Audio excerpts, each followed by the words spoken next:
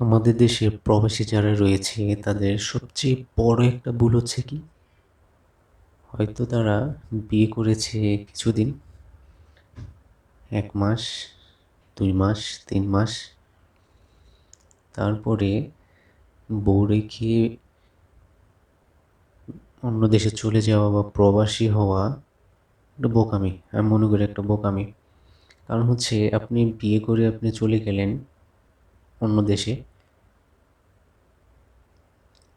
Maximum 95% ফ্যামিলিতেই অশান্তির কারণ হয়ে দাঁড়ায় হচ্ছে আপনি বিয়ে করে আপনি প্রবাসে চলে গেলেন। এটা 95% ফ্যামিলিতেই সমস্যাটা তৈরি হয়, যে আপনি বিয়ে করে প্রবাসে চলে গেলেন 2-3 মাস পরেই। এই ভুলটা করা আসলে উচিত না। হয়তো আপনি যে সময়টা কাটাতে চান প্রবাসে সেই সময়টা কাটিয়ে এসে আপনি বিয়ে শাদী করেন, সমস্যা নেই।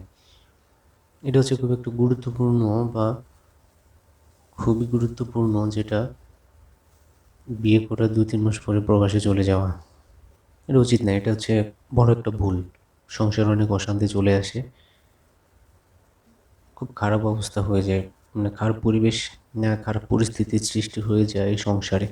আর কিছু ভুল রয়েছে, যেমন একটা প্রবাসী ভাই হয়তো দেশে আসবে বা সে প্রবাসে থাকে, হয়তো তার আহ, স্ত্রীর অ্যাকাউন্টে সবসময় টাকা পাঠাচ্ছে, বাবা মার অ্যাকাউন্ট নাই, তাদের অ্যাকাউন্টে দিচ্ছেও না, তাদেরকে করতে বলছে না, সবসময় স্ত্রীর অ্যাকাউন্টে টাকা পাঠাচ্ছে। যে বললাম না, 95% সংসারের যে বউগুলো আছে প্রবাসীর, তাদের প্রবাসীরা যে টাকাগুলো পাঠায়, এই 95% ফ্যামিলির স্ত্রীগুলো ওই টাকাগুলো অসৎ উপায়ে কাজে লাগিয়ে বা অন্যভাবে কাজে লাগিয়ে টাকাগুলো মন যে জায়গায় চায় সে জায়গায় টাকাগুলো দিয়ে টাকাগুলো নষ্ট করে ফেলে। এই জন্য আপনি তো বিদেশে থেকে অনেক কষ্ট করছেন, পরিশ্রম করছেন, আপনার অ্যাকাউন্টের টাকা জমানোটা হচ্ছে বুদ্ধিমানের কাছে। আপনার ফ্যামিলিতে যা খরচ করার প্রয়োজন আপনার ঠিক ততটুকু দেন। পুরো টাকা আপনি আপনার স্ত্রীকে বা আপনার ফ্যামিলিতে দিয়ে দিলেন, আপনার টাকা তো যাচ্ছে যাচ্ছে, আপনার জীবনটা ধ্বংস হয়ে যাচ্ছে যদি আপনি সেই 95% ফ্যামিলির প্রবাসী হয়ে থাকেন। আর কিছু ভুল রয়েছে, ধরেন একটা প্রবাসী বাড়িতে আসবে, বউকে ফোন দিয়ে বললো যে আমি বাড়িতে আসবো, বউ উত্তরে বললো যে আসার সময় সোনা দানা অলংকার যা যা মন চায় সব কিছু বলে দিল। তার বোনকে ফোন দিল, তার ফ্যামিলি আরও যারা আছে সবাইকে ফোন দিল, তো সবাই প্রত্যুত্তরে তাকে কিছু না কিছু আনতে বলল। এখন যা আনতে বলল, ওই আনতে যে পরিমাণ টাকা লাগে তার কাছে সে টাকা নাই। তখন সে কী করবে? সে আসতে পারবে না, এটাই স্বাভাবিক, কারণ তার কাছে তো ওই পরিমাণ টাকা নাই। তখন সে করবে কি, যে আমি এবছর বা এই সময়টা যেতে পারছি না, আমি পরবর্তী কোনো একটা সময় যাব। পরবর্তী কোনো একটা সময় কথা বলে সে আবার কাজে লেগে পড়লো। সে যত টাকা প্রয়োজন সে ওই টাকাগুলো রোজগার করার পিছনে ছুটতে লাগলো। তার প্রবাস জীবনটা কষ্টের মধ্যেই যাচ্ছে, না পারছে নিজের দেশে এসে নিজের পরিবারের সাথে মিশে থাকতে। তার যে কষ্টটা, তার পরিশ্রমটা নিজের ফ্যামিলির লোকজন তাকে ওইভাবে দেখছে না, যে সে অনেক কষ্ট করে শ্রম দিয়ে আমাদের জন্য টাকা পাঠায়, আমরা তাকে এত কিছু আনতে বলতেছি, এত কিছু তাকে ধরিয়ে দিচ্ছি যে আমাদের জন্য এত কিছু নিয়ে আসতে হবে। আসলে এটা কতটুকু যৌক্তিক?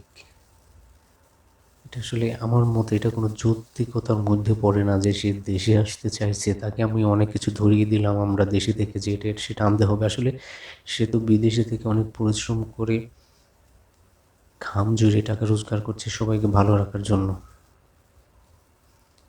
প্রবাসীদের ভুলগুলোর মধ্যে এটাও একটা ভুল, যে সবার চাহিদাটাকে পরিপূর্ণভাবে প্রাধান্য দিয়ে নিজেকে ধ্বংস করে দিচ্ছে প্রবাসী থেকে। এটা করা আসলে উচিত না। আমি যেটা মনে করি, নিজে ভালো থাকাটা হচ্ছে আগে গুরুত্বপূর্ণ। নিজে যদি ভালো থাকেন, নিজের মনে যদি প্রশান্তি নিয়ে আপনি সব কিছু করতে পারেন, তাহলে সবার চাহিদা ভালোভাবে মেটাতে পারবেন। সবার চাহিদার দিকে চেয়ে থেকে সবার চাহিদার প্রতি গুরুত্ব দিয়ে নিজের জীবনটাকে আপনি শেষ করে দিচ্ছেন। এটাই কি প্রবাস? এটাই কি প্রবাস জীবন?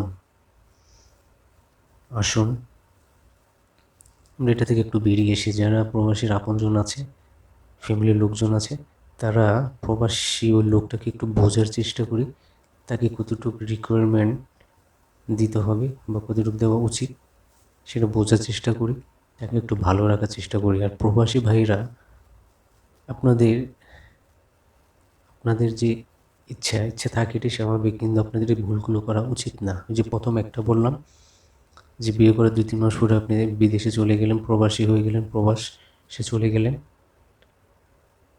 95% মধ্যে যদি আপনার পরিবার পড়ে যায়, আপনার জীবনটা ছারখার করে দিবে। আর ফ্যামিলি আরও যারা লোকজন আছে তাদের একটু বোঝা উচিত তাকে ভালো রাখার জন্য আমাদের কতটুকু কী করা উচিত। ধন্যবাদ সবাইকে, আল্লাহ হাফিজ।